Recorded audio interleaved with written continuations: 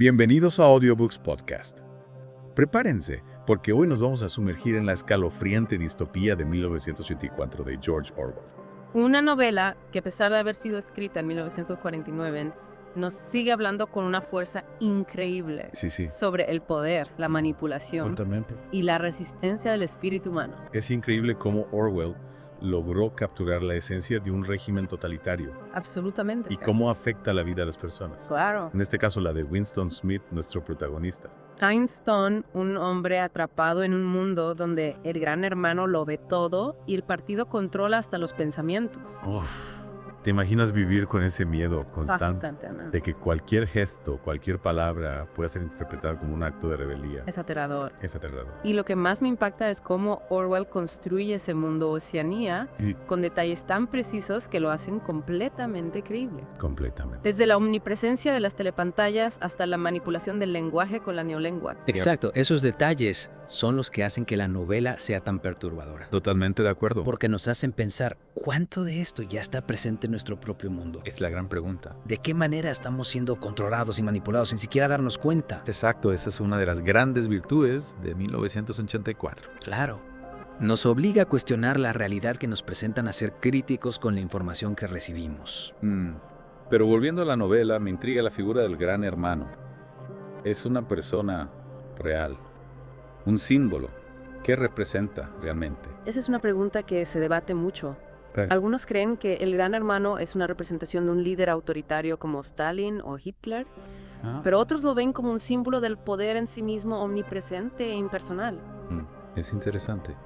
En ese contexto, ¿cómo interpretas la rebelión de Winston? Sabemos que trabaja en el Ministerio de la Verdad alterando la historia para que se ajuste a la narrativa del partido. Y aún así decide escribir un diario, expresar sus pensamientos prohibidos. ¿Un acto de rebeldía total? Es un acto de valentía. De locura. Yo creo que es un acto de desesperación. Una necesidad de aferrarse a su individualidad en un mundo que busca homogeneizar a todos. Ya veo. Escribir ese diario es su forma de gritar al vacío, de decir, yo existo, yo pienso, yo siento. Y en ese grito, en esa búsqueda de libertad, aparece Julia. Aparece Julia. Una mujer que a simple vista parece una ferviente seguidora del partido. ¿Sí? Pero que en secreto guarda un espíritu rebelde muy similar al de Winston. La relación entre Winston y Julia es fascinante. Sí. Porque representa la necesidad humana de conexión, de amor, de intimidad. Un mundo donde hasta esos sentimientos están controlados. Y su romance es un acto de rebeldía en sí mismo. Totalmente. Porque el partido busca eliminar cualquier tipo de emoción que no esté dirigida al gran hermano. Exacto. El amor, el deseo son considerados peligrosos porque te hacen pensar en ti mismo, en tus necesidades. En ti mismo. Y no en las del colectivo. Exacto. Y es por eso que el partido promueve la represión sexual. La idea de que el sexo solo debe servir para procrear y perpetuar el sistema. Claro. Winston y Julia, al entregarse a su amor, están desafiando esa norma. Sí. Están reclamando su derecho a la individualidad, al placer. Y es un riesgo enorme el que toman. Porque el partido lo vigila todo a través de las telepantallas, los micrófonos ocultos. La vigilancia constante. Es como si estuvieran jugando con fuego, sabiendo que en cualquier momento pueden ser descubiertos y castigados. Y esa tensión constante, ese miedo a ser descubiertos, le añade una capa de intensidad a su relación. Sin duda. Cada encuentro es un pequeño acto de rebeldía, un espacio de libertad en un mundo asfixiante. Una mezcla de deseo, miedo y esperanza. Totalmente. Y en medio de todo esto, aparece O'Brien, un miembro del partido interior que Winston cree que pertenece a la Hermandad. Una organización clandestina que busca derrocar al régimen. O'Brien se convierte en una figura enigmática. Sí. Winston proyecta en él todas sus esperanzas de libertad, un futuro diferente. Pero será O'Brien quien dices ser. Esa es la gran pregunta. ¿O será una trampa para atrapar a los rebeldes? Esa incertidumbre es la que nos mantiene enganchados a la historia. Totalmente. No sabemos si Winston está realmente conectando con la resistencia o si está cayendo en una trampa aún más profunda. Exacto. Y justo ahí en el punto más álgido de la intriga terminamos esta primera parte de nuestra inmersión en 1984. Te invitamos a que te quedes con nosotros para descubrir qué ocurre con Winston y Julia. ¡Qué intriga! ¿Lograrán desafiar al partido o serán víctimas de su maquinaria represiva? Volveremos enseguida.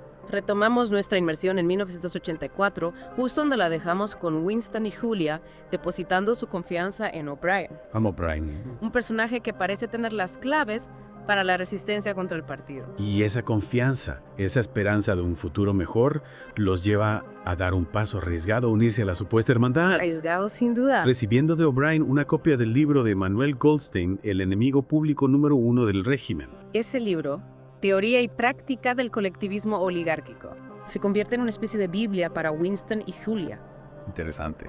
Les ofrece un marco teórico para entender el funcionamiento del partido, sus mecanismos de control y sus motivaciones ocultas. Pero también es una trampa, ¿verdad? Claro. Una forma de atraer a los rebeldes para luego aplastarlos. Exactamente. Orwell construye aquí un momento de gran tensión. Sí. Winston y Julia creen haber encontrado un camino hacia la libertad, pero el lector intuye que algo terrible está a punto de suceder. Y efectivamente la trampa se cierra a O'Brien. Lejos de ser un rebelde, es un miembro de la policía del pensamiento. Increíble.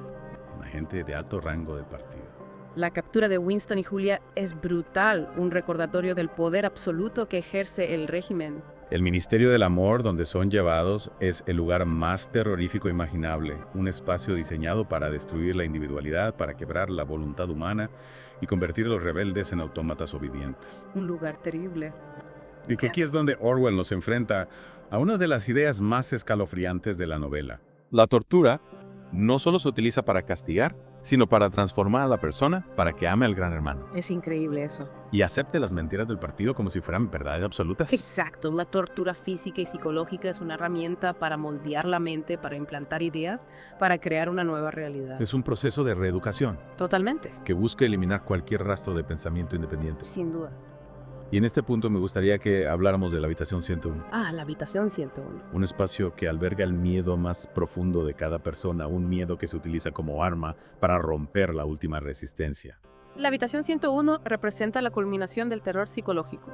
Es el punto donde la persona se enfrenta a su mayor pesadilla, donde se ve obligada a traicionar sus principios para escapar del dolor.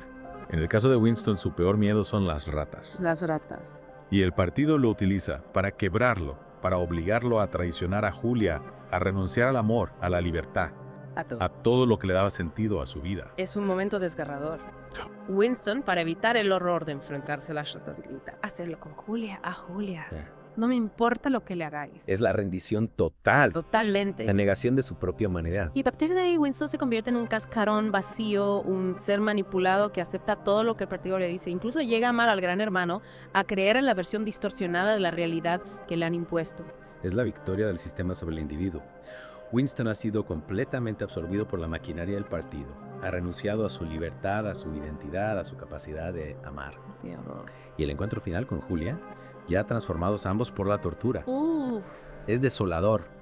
Ya no hay amor, solo indiferencia, un vacío emocional que refleja la destrucción de sus almas. Es la imagen de una sociedad donde las relaciones humanas se han vaciado de significado, donde el amor, la amistad, la solidaridad han sido reemplazados por la obediencia ciega al partido. Y la última escena de la bóveda, con Winston abrazando la imagen del gran hermano, amándolo con todo su ser, es escalofriante.